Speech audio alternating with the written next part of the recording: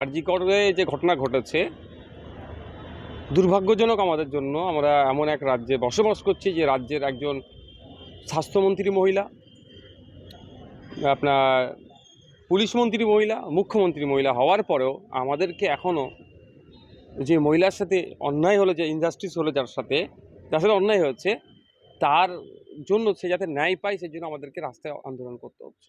একজন মহিলা হিসাবে আমরা চেয়েছিলাম মুখ্যমন্ত্রীর কাছ থেকে তিনি দ্রুত পদক্ষেপ গ্রহণ করবেন, কিন্তু দুর্ভাগ্যের বিষয় যত দিন যাচ্ছে দেখছি যেন জিনিসটাকে এড়িয়ে যাওয়ার চেষ্টা হচ্ছে, কিছু ধামাচাপা দেওয়ার চেষ্টা হচ্ছে। কোনো মতেই মেনে নেওয়া যাবে না।